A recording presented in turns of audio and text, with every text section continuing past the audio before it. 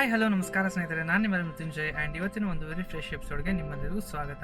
ಇವತ್ತಿನ ಈ ವಿಡಿಯೋದಲ್ಲಿ ನಾವು ಬಿಗಿನರ್ಸ್ಗೆ ಮತ್ತು ಯಾರ್ಯಾರು ಕಾರ್ ಓನರ್ಸ್ ಇರ್ತಾರಲ್ವ ಅವರಿಗೋಸ್ಕರ ಒಂದು ಟೈರ್ ಟಿಪ್ಸು, ಟೈರ್ನ ನಾವು ಯಾವ ರೀತಿ ಮೇಂಟೈನ್ ಮಾಡಿದ್ರೆ ನಮಗೊಂದು ಒಳ್ಳೆ ಪರ್ಫಾರ್ಮೆನ್ಸ್ ಸಿಗುತ್ತೆ, ಯಾವ ರೀತಿ ನಾವು ಕಂಪ್ಲೀಟ್ ಆಗಿ ಟೈರ್ಸ್ನ ಯುಟಿಲೈಸೇಷನ್ ಮಾಡೋದು, ಟೈರ್ ಪ್ರೆಷರ್ ಎಷ್ಟಿರಬೇಕು, ನಮ್ಮ ಟೈರ್ ಸೈಜ್ ಬಗ್ಗೆ ಮತ್ತು ಅದ್ರ ಜೊತೆಗೆ ಟೈರ್ ಚೇಂಜ್ ಮಾಡಿಸಿದ ಮೇಲೆ ಯಾವ ರೀತಿಯಾದಂಥ ಒಂದು ಪ್ರೊಸೆಸ್ ಮಾಡಿಸ್ಬೇಕು, ಏನೇನೆಲ್ಲ ಇರುತ್ತೆ ಅಂತ ಕಂಪ್ಲೀಟ್ ಆಗಿ ಇವತ್ತು ನಿಮಗೆ ಟೈರ್ ಬಗ್ಗೆ ಇನ್ಫಾರ್ಮೇಶನ್ ಕೊಡೋಕೆ ಈ ವಿಡಿಯೋನ ಮಾಡ್ತಾ ಇದ್ದೀನಿ. ನೀವು ನಮ್ಮ ಚಾನಲ್ ಹೊಸ ಬಂದರೆ ಪ್ಲೀಸ್ ನಮ್ಮ ಚಾನಲ್ಗೆ ಸಬ್ಸ್ಕ್ರೈಬ್ ಮಾಡಿ, ಜೊತೆಗೆ ಬೆಲ್ ಐಕಾನ್ ಕೂಡ ಪ್ರೆಸ್ ಮಾಡಿ, ಸೊ ದಟ್ ನಾನು ಫ್ಯೂಚರಲ್ಲಿ ಹಾಕೋ ವಿಡಿಯೋಸ್ ನಿಮಗೆ ಅಪ್ಡೇಟ್ ಆಗ್ತಾನೆ ಇರುತ್ತೆ. ಸೊ ಬನ್ನಿ ಇವತ್ತಿನ ವಿಡಿಯೋನ ಸ್ಟಾರ್ಟ್ ಮಾಡೋಣ. ಯಾವ ರೀತಿ ನಮ್ಮ ಡೈಲಿ ಲೈಫಲ್ಲಿ ನಾವು ಸ್ಲಿಪ್ಪರ್ಸ್ ಶೂಸ್ನ ಯೂಸ್ ಮಾಡ್ತೀವಿ, ಅದೇ ರೀತಿ ಕೂಡ ಕಾರ್ನಲ್ಲಿ ಟೈರ್ಸ್ ತುಂಬಾನೇ ಇಂಪಾರ್ಟೆಂಟ್. ಯಾರ್ಯಾರು ಕಾರ್ ಓನರ್ಸ್ ಇದಾರ ಮತ್ತೆ ಯಾರ್ಯಾರು ಟೈರ್ ಬಗ್ಗೆ ತಿಳ್ಕೊಳಕ್ಕೆ ಇಷ್ಟಪಡ್ತೀರಾ, ಪ್ರತಿಯೊಬ್ಬರಿಗೂ ಈ ಮೂಲಕ ನನ್ನಲ್ಲಿರೋ ನಾಲೆಜ್ನ ನಾನು ಶೇರ್ ಮಾಡೋಕ್ಕೆ ಇಷ್ಟಪಡ್ತೀನಿ. ನಿಮಗೆ ಇವತ್ತಿನ ಈ ಕಾನ್ಸೆಪ್ಟ್ ಲೈಕ್ ಆದರೆ ಪ್ಲೀಸ್ ಈ ವಿಡಿಯೋಕ್ಕೆ ಒಂದು ಲೈಕ್, ನಿಮ್ಮ ಒಂದು ಲೈಕ್ ನನಗೆ ಹೆಚ್ಚಿನ ವಿಡಿಯೋಸ್ ಮಾಡೋಕ್ಕೆ ಮೋಟಿವೇಶನ್ ಕೊಡುತ್ತೆ. ಫಸ್ಟ್ ಕ್ವಶನ್ ಬಂದು, ನಾವು ಟೈರ್ನ ಪ್ರೆಷರ್ ಎಷ್ಟು ಇಡಬೇಕು. ಬಿಗಿನರ್ಸ್ ಅಲ್ಲಿ ತುಂಬಾನೇ ಕನ್ಫ್ಯೂಷನ್ ಇರುತ್ತೆ. ಅವರು ಫಸ್ಟಿಗೆ ಬಿಗಿನರ್ಸ್ ಇದನ್ನ ತಲೆಯಲ್ಲೇ ಹಾಕೊಳ್ಳಲ್ಲ, ಯಾಕಂದ್ರೆ ಯೂಶುವಲಿ ಎಲ್ಲರ ಪ್ರಾಬ್ಲಮ್ ಜಸ್ಟ್ ಕ್ಲಚ್ ಬಿಡಬೇಕು, ಗೇರ್ ಹಾಕಬೇಕು, ಈ ಕಾನ್ಸೆಪ್ಟ್ ಮಾತ್ರ ಅವ್ರ ತಲೆಯಲ್ಲೇ ಇರುತ್ತೆ. ಟೈರ್ ಬಗ್ಗೆ ಅವ್ರಿಗೆ ಅಷ್ಟೊಂದು ಇನ್ಫಾರ್ಮೇಷನ್ ಇರಲ್ಲ, ಆ್ಯಂಡ್ ಯಾವುದೇ ಡ್ರೈವಿಂಗ್ ಸ್ಕೂಲಲ್ಲಿ ಕೂಡ ಟೈರ್ ಪ್ರೆಷರ್ ಬಗ್ಗೆ ಹೇಳ್ಕೊಡಲ್ಲ. ನಿಮಗೆ ಕಾರಿನ ಪ್ರೆಷರ್ ಎಷ್ಟು ಹಾಕಿಸ್ಬೇಕು ಅಂತ ಗೊತ್ತಿಲ್ಲ ಅಂದ್ಕೊಳ್ಳಿ, ಅವಾಗ ಏನು ಮಾಡಿ, ನಿಮ್ಮ ಡ್ರೈವರ್ ಸೀಟ್ ಏನಿರ್ತಲ್ವ, ಡ್ರೈವರ್ ಸೀಟ್ ಡೋರ್ನ ತೆಗಿಬೇಕು. ಡ್ರೈವರ್ ಸೀಟ್ ಡೋರ್ ತೆಗೆದಾಗ ನಿಮಗೆ ಇಲ್ಲಿ ಕೊಟ್ಟಿರ್ತಾರೆ, ಡ್ರೈವರ್ ಸೀಟ್ ಡೋರಲ್ಲಿ ನಿಮಗೆ ಒಂದು ಇನ್ಫಾರ್ಮೇಶನ್ ಕೊಟ್ಟಿರ್ತಾರೆ. 4 ಜನ ಕಾರಿನಲ್ಲಿ ಟ್ರಾವೆಲ್ ಮಾಡುವಾಗ ಮುಂದ್ಗಡೆ ಗಾಳಿಯ ಪ್ರೆಷರು ಮತ್ತು ಹಿಂದ್ಗಡೆ ಗಾಳಿಯ ಪ್ರೆಷರು ಎಷ್ಟಿರಬೇಕು, ಆ್ಯಂಡ್ ಅದೇ ರೀತಿ 4+1 ಇದ್ದಾಗ ಟೈರ್ ಪ್ರೆಷರ್ ಎಷ್ಟಿರಬೇಕು ಅಂತ ನಿಮಗೊಂದು ಐಡಿಯಾ ಇರುತ್ತೆ. ಸೊ ಈ ಬೇಸಿಸ್ ಮೇಲೆ ನೀವು ಟೈರ್ ಪ್ರೆಷರ್ನ ಫಿಲ್ ಮಾಡ್ಬೋದು. ನಮ್ಮ ಕಾರ್ ಬಂದು ಮಾರುತಿ ಸುಜುಕಿ ಎಸ್ ಕ್ರಾಸು. ನಾವು ಯೂಶುವಲಿ ಇದರಲ್ಲಿ 4 ವೀಲ್ಸ್ಗೆ 35ನೇ ಇಟ್ಟಿರ್ತೀವಿ ಪ್ರೆಷರು.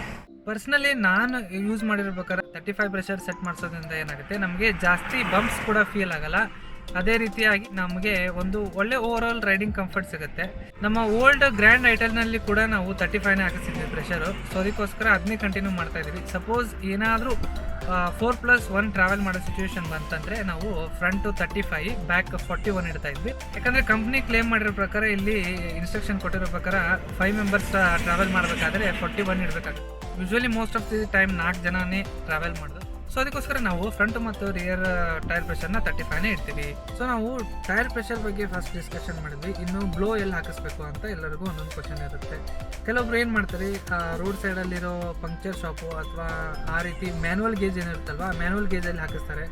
ಈ ರೀತಿಯಾದ ಮ್ಯಾನ್ಯಲ್ ಗೇಜಲ್ಲಿ ಹಾಕ್ಸೋದ್ರಿಂದ ಏನು ಪ್ರಾಬ್ಲಮ್ ಆಗುತ್ತೆ ಅಂದರೆ, ನಮಗೆ ಅಕ್ಯುರೇಟ್ ಆದ ಒಂದು ಪ್ರೆಷರ್ ಸಿಗಲ್ಲ. ಗೇಜ್ ಏನಾಗುತ್ತೆ, ಕೆಲವೊಬ್ಬರದು ಗೇಜ್ ಅಡ್ವಾನ್ಸ್ ಆಗಿ ಸೆಟ್ ಆಗುತ್ತೆ, ಕೆಲವೊಬ್ಬರದು ಗೇಜ್ ಕರೆಕ್ಟ್ ಆಗಿ ವರ್ಕ್ ಮಾಡ್ತಿರಲ್ಲ. ನಮ್ಮ ಟೈರ್ ಅಲ್ಲಿ ಕರೆಕ್ಟ್ ಪ್ರೆಷರ್ ಸಿಗಲ್ಲ ಅಂದಾಗ ನಮಗೆ ಗಾಡಿಯಲ್ಲಿ ಬ್ಯಾಲೆನ್ಸ್ ಕೂಡ ಸಿಗಲ್ಲ. ಸೊ ಅದಕ್ಕೋಸ್ಕರ ಟೈರ್ ಪ್ರೆಷರ್ ಅಂಡ್ ನಾವ್ ಎಲ್ಲಿ ಹಾಕಿಸ್ತೀವಿ ಅದು ತುಂಬಾನೇ ಇಂಪಾರ್ಟೆಂಟ್. ಯಾವಾಗಲೂ ಪೆಟ್ರೋಲ್ ಬಂಕ್ಸ್ ಇರುತ್ತಲ್ವಾ, ಪೆಟ್ರೋಲ್ ಬಂಕ್ಸ್ ಅಲ್ಲಿ ನೀವು ಏರ್ನ ಫಿಲ್ ಮಾಡಿಸಿ. ಪೆಟ್ರೋಲ್ ಪಂಪ್ ಅಲ್ಲಿ ನಾವು ಏರ್ ಹಾಕ್ಸೋದ್ರಿಂದ ಏನಾಗುತ್ತೆ, ನಮಗೂ 2 ಮೇನ್ ಅಡ್ವಾಂಟೇಜಸ್ ಸಿಗುತ್ತೆ. ಒಂದು, ನಾವು ಟೈರ್ ಪ್ರೆಷರ್ ಎಷ್ಟು ಹಾಕಿಸ್ತೀವಲ್ಲ ಅದು ಎಲೆಕ್ಟ್ರಾನಿಕಲಿ ಸೆಟ್ ಆಗಿರುತ್ತೆ. ನೀವು ಎಷ್ಟು ಪ್ರೆಷರ್ ಹೇಳ್ತೀರಾ ಅವರು ಅಲ್ಲಿ ಫಸ್ಟ್ ಸೆಟ್ ಮಾಡ್ತಾರೆ. ಸೊ ಕಂಪ್ಯೂಟರೈಸ್ಡ್ ನಿಮಗೆ ಐಡಿಯಲ್ ಆಗಿ ಪ್ರೆಷರ್ ಸಿಗುತ್ತೆ. ನಮಗೆ ಯಾವುದೇ ರೀತಿಯಾದ ವೇರಿಯೇಷನ್ಸ್ ಆಗಲ್ಲ.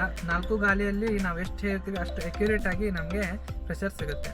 ಇನ್ನೊಂದು ಮೇನ್ ಅಡ್ವಾಂಟೇಜ್ ಏನಂದ್ರೆ, ನಾವು ಪೆಟ್ರೋಲ್ ಬಂಕಲ್ಲಿ ನೈಟ್ರೋಜನ್ ಕೂಡ ಫಿಲ್ ಮಾಡಿಸ್ಬೋದು. ಅದೊಂದು ಆಪ್ಷನ್ ಇರುತ್ತೆ. ನೀವು ಎವ್ರಿ ಟೈಮ್ ಏನಾದರೂ ಬ್ಲೋ ಹಾಕ್ಸೋಕೆ ಹೋದಾಗ ಅವ್ರು ನಿಮಗೆ ಕೇಳ್ತಾರೆ, ಕೆಲವೊಂದು ಕಡೆ ಕೇಳ್ತಾರೆ, ಕೆಲವೊಂದು ಕಡೆ ಕೇಳಲ್ಲ. ಸೊ ಮ್ಯಾನ್ಯಲ್ ಆಗಿ ನೀವು ಒಮ್ಮೆ ಅವ್ರಿಗೆ ಇನ್ಫಾರ್ಮ್ ಮಾಡಿಬಿಡಿ ನಮಗೆ ನೈಟ್ರೋಜನ್ ಬೇಕಂತ. ನೈಟ್ರೋಜನ್ ಹಾಕ್ಸೋದ್ರಿಂದ ಏನಾಗುತ್ತೆ ಅಂದರೆ, ಒಂದು ಲಾಂಗ್ ಸ್ಟ್ರೆಚ್ ಅಥವಾ ಒಂದು ಲಾಂಗ್ ಡ್ರೈವಲ್ಲಿ ನಮ್ಮ ಟೈರ್ಸ್ ತುಂಬ ಹೀಟ್ ಆಗಲ್ಲ. ಇದೊಂದು ಮೇನ್ ಅಡ್ವಾಂಟೇಜಸ್ ನೈಟ್ರೋಜನ್ ಹಾಕ್ಸೋದ್ರಿಂದ. ಯಾವಾಗಾದರೂ ನೀವು ಯೂಶ್ವಲಿ ನೈಟ್ರೋಜನ್ನೇ ಪ್ರಿಫರ್ ಮಾಡಿ. ನಾವು ಫಸ್ಟಿಗೆ ಏರ್ನೇ ಹಾಕಿಸ್ತಾ ಇದ್ವಿ. ಬರ್ತಾ ಬರ್ತಾ ನನಗೆ ಅದು ತಲೆಯಲ್ಲಿ ಬಂದಾಗಿಂದ ನಾವು ನೈಟ್ರೋಜನ್ನೇ ಹಾಕಿಸ್ತಾ ಇದ್ದೀವಿ. ನೆಕ್ಸ್ಟ್ ಟೈಮ್ ಏನಾದರೂ ಏರ್ ಫಿಲ್ ಮಾಡಿಸೋವಾಗ ಅವ್ರಿಗೆ ಒಂದು ಮಾತು ಕೇಳಿ, ನೈಟ್ರೋಜನ್ ಇದೆನಾ ಅಂತ. ನೈಟ್ರೋಜನ್ ಅವೈಲೇಬಲ್ ಇದ್ದರೆ ನೀವು ನೈಟ್ರೋಜನ್ನ ನಿಮ್ಮ ಕಾರ್ ಒಳಗೆ ಹಾಕಿಸ್ಬೋದು. ಕೆಲವೊಂದು ಜನ ಏನು ಮಾಡ್ತಾರೆ, ಬೈಕ್ಸಲ್ಲಿ 40-45 PSI ಹಾಕಿಸಿ ಅವ್ರಿಗೆ ರೂಢಿ ಆಗಿಬಿಟ್ಟಿರುತ್ತೆ. ಸೊ ಅವರು ಕಾರಲ್ಲಿ ಕೂಡ ಅದೇ ರೀತಿಯಾಗಿ 40-42 PSI ಹಾಕಿಸ್ಬಿಡ್ತಾರೆ. ಸೊ ಆ ರೀತಿ ಹಾಕ್ಸೋದ್ರಿಂದ ಏನಾಗುತ್ತೆ, ಹೈವೇದಲ್ಲಿ ಹೋಗುವಾಗ ನಮಗೆ ಯಾವುದಾದ್ರೂ ಒಂದು ಶಾರ್ಪ್ ಆಬ್ಜೆಕ್ಟ್ ನಮ್ಮ ಟೈರ್ಗೆ ಬಡಿದ್ರೆ ಬರ್ಸ್ಟ್ ಆಗೋ ಚಾನ್ಸಸ್ ತುಂಬಾನೇ ಇರುತ್ತೆ. ಸೊ ಅದಕ್ಕೋಸ್ಕರ ಯಾವತ್ತೂ ಐಡಿಯಲ್ ಪ್ರೆಷರ್ ಏನಿರುತ್ತೆ ಅದನ್ನು ದಾಟಿಸಿ 1 PSI ಕೂಡ ನೀವು ಎಕ್ಸ್ಟ್ರಾ ಹಾಕಿಸ್ಬಾರ್ದು. ಸೊ ಸೊ ಅದಕ್ಕೋಸ್ಕರ ಟೈರ್ ಪ್ರೆಷರ್ ಬಗ್ಗೆ ಕರೆಕ್ಟ್ ಆಗಿ ತಿಳ್ಕೊಳ್ಳಿ.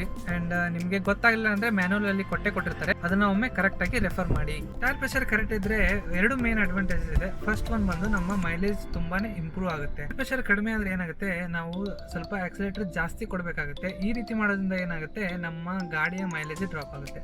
ಸೊ ಅದಕ್ಕೋಸ್ಕರ ಐಡಿಯಲ್ ಪ್ರೆಷರ್ ಇಡೋದ್ರಿಂದ ನಮ್ಮ ಗಾಡಿಯ ಮೈಲೇಜ್ ಕೂಡ ತುಂಬಾನೇ ಇಂಪ್ರೂವ್ ಆಗುತ್ತೆ. ಗಾಡಿಯ ಸ್ಟೆಬಿಲಿಟಿ ತುಂಬಾನೇ ಇಂಪ್ರೂವ್ಮೆಂಟ್ ಆಗುತ್ತೆ. ಸೆಕೆಂಡ್ ಮೇನ್ ಅಡ್ವಾಂಟೇಜ್ ಬಂದು ಟೈರ್ ಪ್ರೆಷರ್ ಐಡಿಯಲ್ ಆಗಿದ್ದಾಗ ನಮ್ಮ ಸ್ಟೇರಿಂಗ್ ಮೂವ್ಮೆಂಟ್ ತುಂಬಾನೇ ಸ್ಮೂತ್ ಆಗಿರುತ್ತೆ. ಡ್ರೈವ್ ಮಾಡುವಾಗ ಆಗಲಿ, ನಾವು ಟರ್ನ್ಸ್ ತಗೊಳ್ಳುವಾಗ ಆಗಲಿ, ನಮಗೆ ಯಾವುದೇ ರೀತಿಯಾಗಿ ಕೈಯಲ್ಲಿ ಪ್ರೆಷರ್ ಅನ್ಸಲ್ಲ. ನಮ್ಮ ಸ್ಟೇರಿಂಗು ಫ್ರಂಟ್ ವೀಲ್ಸ್ಗೆ ಕನೆಕ್ಟೆಡ್ ಇರುತ್ತೆ. ಟೈರ್ ಅಲ್ಲಿ ಏನಾದರೂ ಪ್ರೆಷರ್ ಕಡಿಮೆ ಆದ್ರೆ ನಮಗೆ ಸ್ಟೇರಿಂಗ್ ಮೂವ್ಮೆಂಟ್ ಸ್ಮೂತ್ ಅನ್ಸಲ್ಲ. ಸೊ ಅದಕ್ಕೋಸ್ಕರ ನಮಗೆ ಸ್ಮೂತ್ ಸ್ಟೇರಿಂಗ್ ಮೂವ್ಮೆಂಟ್ ಬೇಕಂದಾಗ ನಾವು ಐಡಿಯಲ್ ಪ್ರೆಷರ್ನ ಮೇಂಟೈನ್ ಮಾಡಲೇಬೇಕು. ಇಷ್ಟೊತ್ತು ನಿಮಗೆ ಟೈರ್ ಪ್ರೆಷರು ಆ್ಯಂಡ್ ಅದರ ಅಡ್ವಾಂಟೇಜಸ್ ಎಲ್ಲ ಹೇಳಿದೆ. ಈಗ ಬನ್ನಿ ಟೈರ್ಸ್ ಚೇಂಜ್ ಮಾಡಿಸಿದಾಗ ನಾವು ಏನೇನು ಪ್ರೊಸೀಜರ್ ಫಾಲೋ ಮಾಡಬೇಕಾಗುತ್ತೆ ಅದನ್ನೆಲ್ಲ ತಿಳಿಸ್ಕೊಡ್ತೀನಿ. 15/60 R16. ಇದು R16 ಅಂದ್ರೆ ಏನು? R ಅಂದರೆ ರೇಡಿಯಲ್ಲು, 16 ಅಂದರೆ ಅಲೋ ವೀಲ್ ಸೈಜ್ ಏನಿರುತ್ತಲ್ವ ಅದು.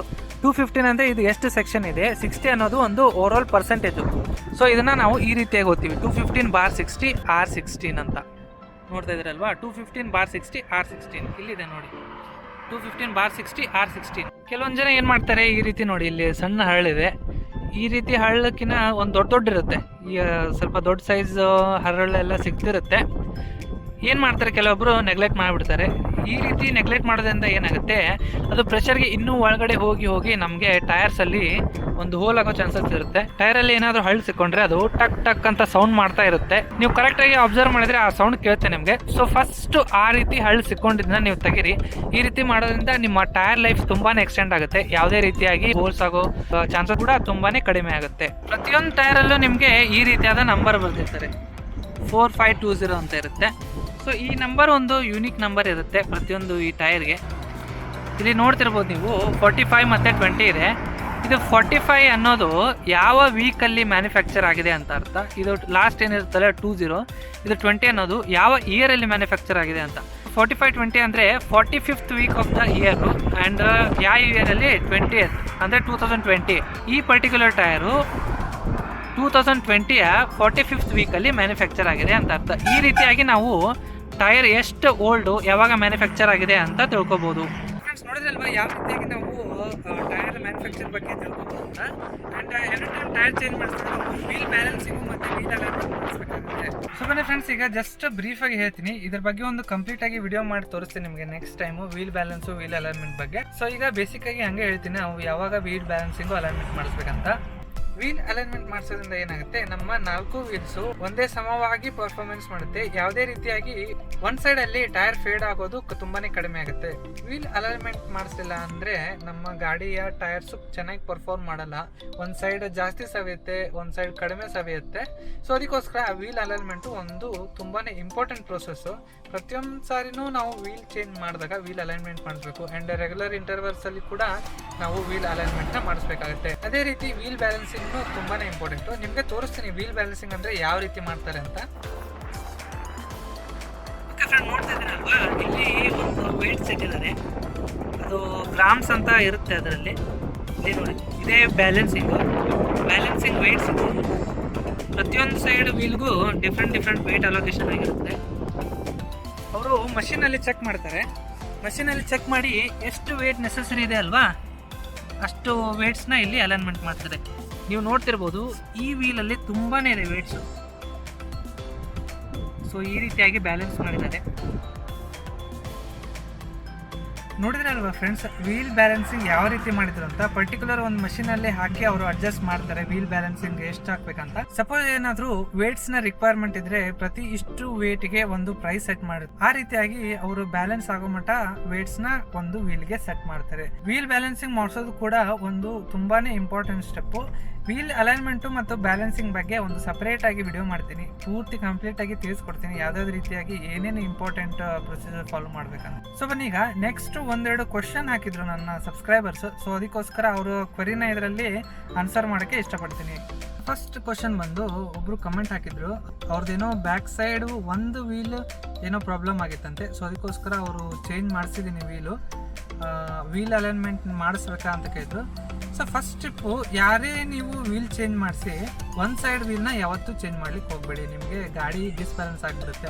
ಸಪೋಸ್ ನಿಮಗೆ ಇನ್ನೊಂದು ಟೈರ್ ಚೆನ್ನಾಗಿದೆ ಅನಿಸಿದರೆ ಅದನ್ನು ನೀವು ರಿಟರ್ನ್ ಮಾಡ್ಕೊಳ್ಳಿ, ನಿಮ್ಮ ಮನೇಲಿ ಇಟ್ಕೊಳ್ಳಿ. ಆದರೆ ಯಾವುದೇ ರೀತಿಯಾಗಿ ಸಿಂಗಲ್ ಟೈರ್ ಯಾವತ್ತೂ ಚೇಂಜ್ ಮಾಡ್ಲಿಕ್ಕೆ ಹೋಗಬೇಡಿ. ಸೊ ಅದಕ್ಕೋಸ್ಕರ ನೀವು ಯಾವಾಗ ವೀಲ್ ಚೇಂಜ್ ಮಾಡಿಸಿದ್ರು ಪೇರ್ ಆಗಿ ಚೇಂಜ್ ಮಾಡಬೇಕು. ಸಪೋಸ್ ನೀವು ಮುಂದಿನ ಚೇಂಜ್ ಮಾಡಿಸ್ಬೇಕಂದ್ರೆ 2 ವೀಲ್ಸ್ನ ಚೇಂಜ್ ಮಾಡಿಸಿ, ಅದೇ ರೀತಿಯಾಗಿ ಬ್ಯಾಕ್ ಸೈಡಿಂದು ಚೇಂಜ್ ಮಾಡಿಸ್ಬೇಕಂದ್ರೆ 2 ಕೂಡ ಚೇಂಜ್ ಮಾಡಿಸಿ. ಯಾವುದೇ ರೀತಿಯಾಗಿ ಸಿಂಗಲ್ ಟೈರ್ಸ್ನ ಯಾವತ್ತೂ ರಿಪ್ಲೇಸ್ಮೆಂಟ್ ಮಾಡಿಸ್ಬೇಡಿ. ಇದು ನನ್ನ ಫಸ್ಟ್ ಟಿಪ್ಪು. ಇನ್ನೊಂದು ಟಿಪ್ಪು, ನೀವು ಯಾವಾಗ ಟೈರ್ನ ಚೇಂಜ್ ಮಾಡಿಸ್ಬೇಕಂದ್ರೂ ಫ್ರಂಟಲ್ಲಿ ಹೊಸ ಟೈರ್ಸ್ನ ಹಾಕಿಸಿ.